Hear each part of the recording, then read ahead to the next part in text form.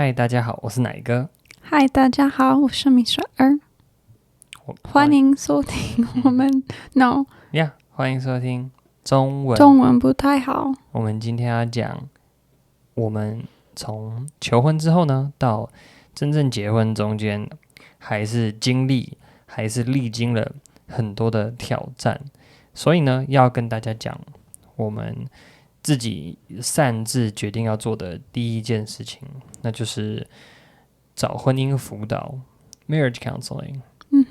只不过当时我们两个人，一个人住在加拿大，一个人住在台湾，要找到一个可以替我们做 marriage counseling 婚姻咨商、婚姻辅导的人有点困难。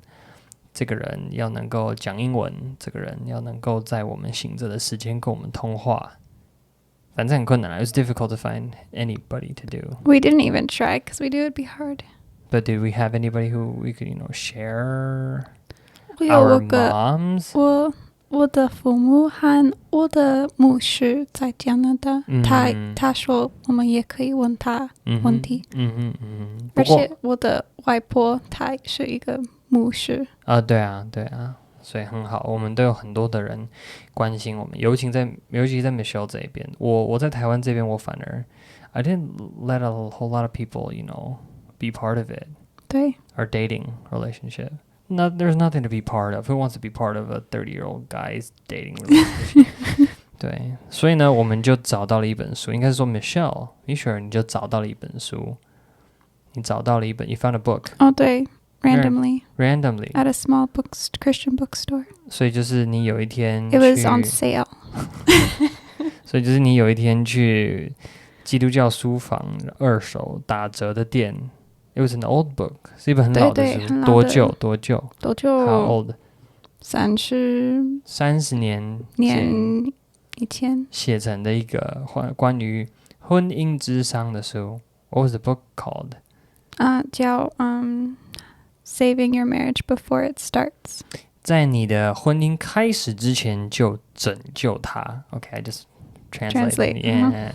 为什么呢？因为它这个标题就告诉你了，如果你觉得要等到你的婚姻出了问题，你才要开始思考要怎么拯救它的话，那一切实在是有一点点晚。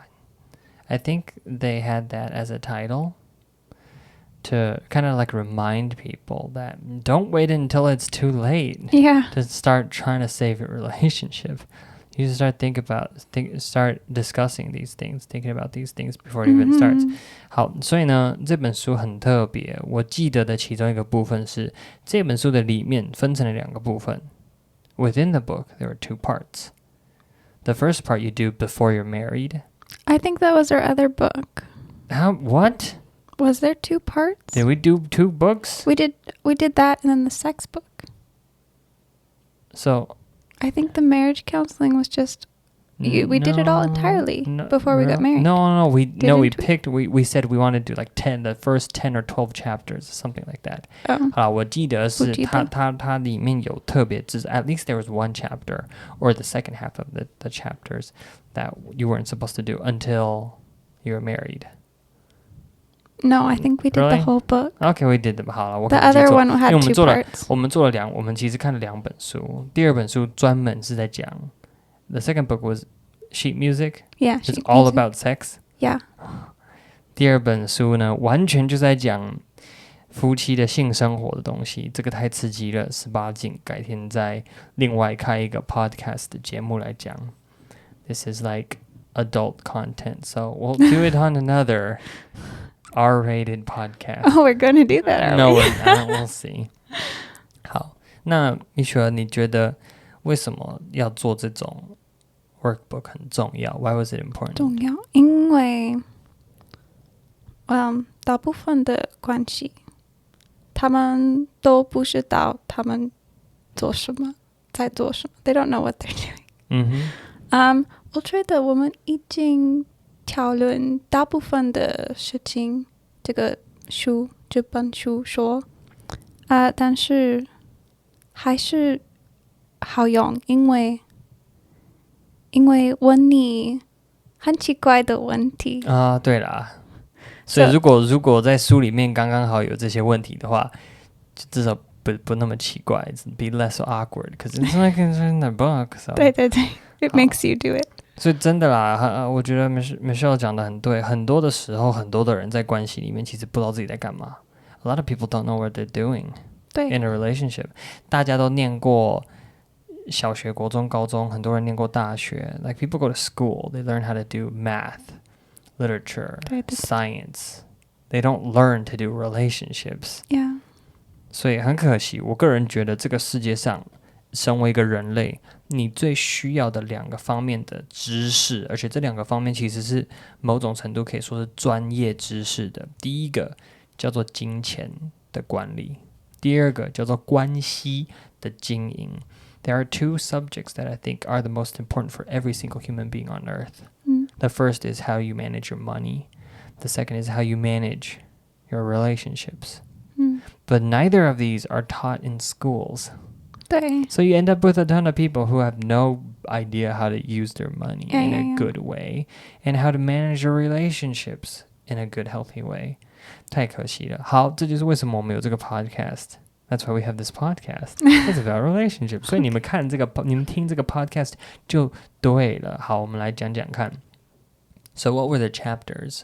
你还记得哪些章节在这本书里面我们讨论过的东西？Do you have a list of them? I have a list, yeah. 好，那你随便念几个标题好了。You can just randomly mention like a handful of them. You read them in English, I'll translate it into Chinese. I'll tell you what they were about because the titles are weird. Okay. The first one was about the myths of marriage. Like either that it will all work out or will satisfy all your needs or blah, blah, blah, blah, blah. 好，第一章呢就告诉你要破除一些对婚姻的迷思。很多的人真的以为说白马王子跟白雪公主骑着一匹白马，然后往日落的方向出发 right off into the sunset after you're married， 然后就从此过着幸福快乐的日子。错，这是个迷思。婚姻不会解决任何你现在在面对的问题。Okay, second one. 第二个是love languages. 第二个当然很重要，就讲到爱的5种语言。这个很多的，这个是基督徒不是基督徒都很多的人都很清楚这件事情啦。每一个人接收爱跟表达爱的方法不一样。Can you remember the 5 of them off the top? 对 You wanna? Yeah. There's physical touch. 第一个是身体的接触。Acts of service. 服务的行动。Words of affirmation. Words of affirmation. 鼓励的言语吗？肯定的言语。可能Gifts. Oh yeah, gifts. 礼物，就是精心的小礼物 and quality time. Quality time. 然后最后一个是精心的时刻。好，就是意思是说，每一个人，大部分的人在接受别人对自己的爱跟表达自己对别人的爱的方法，可以简单分成这5种。那每一个人不太一样，所以呢，当你们是一对夫妻，当你们要走入一段婚姻的时候，要清楚知道自己表达爱、接受爱的喜好、习惯，也要知道对方的类型，这样子你们更加可以在一个长久的关系经营里面经营的好。Okay, next one. 第三个have you developed the habit of happiness? What was that about? It means you're responsible for being happy. You don't ask your spouse to make you happy. That's a good one. 好，what was it again? Title? Have you developed the habit of happiness? 第3章，哇 ，This is a deep one. 第3章叫做你是否已经建立了快乐的习惯？哇，听起来很怪耶，什么叫做建立快乐的习惯？A habit of happiness. That's weird. That's almost offensive at first. 很多的人听了会觉得说，什么叫做我平常上厕所有洗手的习惯？什么叫做我有快乐的习惯？难道我要难道我要想办法让我自己每一天过得很快乐吗？对，没有错。你的快乐是你自己去决定，你自己去控制的。不可以把你的人生过得好过得不好怪罪丢到你的配偶、你的先生、你的太太的身上。You're not allowed to have the other person be responsible You're not allowed. It's not a good idea to believe that your happiness comes from somebody else. 对，就是如果你其实很多的夫妻都是这样，就是互相把责任推到对方的身上，说啊，我今天会这个样子，还不都是因为你，还不都是为了你 ？No， 你今天会这个样子是因为你自己，不可以把责任推到别人的身上。那你在结婚之前，如果你有习惯推卸自己是否快乐的责任，如果你是个怨天尤人的一个人的话，那劝你还是赶快在结婚之前呢，想办法变成一个自己可以有经营一个自己快乐的人生的能力的一个人，不要结婚之后呢，把责任丢给别人。Okay, next one. 下个 is communication. Just good, that's it. 好，第4个就是沟通。对了，应该说任何的关系里面沟通都很重要。Or did we have good communication? Would you say that? Yeah, it definitely has improved. What was the most difficult part communicating with me? 跟我沟通最困难的点在哪里？ Anything very emotional for myself. 好了，每一对夫妻、每一对情侣、每一个关系里面都会有你们自己比较难沟通的话题。There are topics that are difficult to communicate for every couple, for every relationship. There are specific topics. What would you say is one for us? I think parenting is hard best because I don't know how yet. Okay. So I just don't know what to talk about yet. There's a lot of things, but I can't think of a topic. OK. 好，反正就是总会有一些你们比较难沟通，比较不想要去面对的一些问题，所以呢，学会怎么样去面对这些问题很重要。OK, that's enough about the workbook. OK. 好，所以呢，基本上我们这段时间就是一起。How did we do it? The workbook? Yeah. 我们打电话 But every day, or did we pick like a day of the week? 不是whenever we felt like it. Really? No. Randomly. We had it like we had like 12 weeks to do 12 chapters or something like that. 好了，我们当时差不多可能是有12章，然后我们每一周要做1章的进度，所以其实我们给我们自己进度的，就是有书，然后这本书它会替我打重点整理，然后丢上来，然后会有问题讨论。Like you mentioned, there were awkward questions that you wanted to ask but didn't know how to. But it was in the book. 所以每次我们就是有1周的时间，我们自己去看这个婚姻辅导的书，然后呢，我们就会挑1周有1天我们可以讲比较久，不会被中断的时候。We picked a day when we were sure we had enough time to discuss it. 然后呢，我们就会彼此分享。然后一切还蛮顺利的，因为说真的，我们打从一开始就是2个人都很认真的觉得说，好，如果我们要结婚，那我们就愿意做一切来预备我们自己。Because we decided that this is something we want, and we want what's best for our marriage, our relationship. Did you ever feel like you had to make me play along or anything like that? No. 所以在这个过程里面就不会觉得说，好像这个只是Michelle 的主意，然后呢，他好像要拉着我、拖着我一起做这件事情。我也不会觉得说我好像比较积极，他比较消极，都不会。我就是非常的，还算是就是我们2个人都很认真的想要面对这件事情了。好，下一个 ，and then the marriage part, which is the most difficult part. No, not the marriage, the wedding part. The wedding part? Yeah, the flights getting canceled. Oh, yeah.再来呢，就是比较悲剧的部分。Do you remember our original plans? 对，你跟大家分享一下我们原本打算怎么结婚，在哪里结婚。Where were we supposed to be married? When were we supposed to be married? We picked a date. 对 We did? Yeah, it was supposed to be 2020, August the 8th. No? No, that's the day we got married. When was it that we were supposed to? I thought that was it. No, we changed it a few times. 好了，我们改了太多字，所以不记得了。Some day in August, then we changed it, then we changed it August again. 16th in Canada. 原本想要Yeah, I remember now, because my plane was like for the 12th or 13th. Yeah. 原本是2020年的8月16号，我们要在加拿大结婚，但是就发生了一个意外。But then an accident happened. 不知道为什么呢，在这个世界上的某一个角落，有一个很奇妙的一个蛋白质跑进了一个人类的身体里面。Somewhere in the world, there was this random piece of protein that found its way into a human being, aka a virus. 好，所以呢，就因为有一个病毒的疫情爆发，所以我们所有的机票全部取消。我一家人飞不到加拿大，连 Michelle 差点都飞不到台湾了。You almost didn't make it to Taiwan. Yeah. 而且我们台湾的规则一直在改变，甚至他有一天 ，What happened？ 你有一次去机场，然后他们不让你上飞机 ，You were at the airport and they didn't let you board the plane. 对。What happened? 因为 the airports.They were creating rules on the fly. Yeah, that's true. So the rules kept changing. And 2个星期之前，我应该去台湾。他们的 rules changed again. 他们的规则又改变了。所以我需要有一个 PCR 的阴性证明。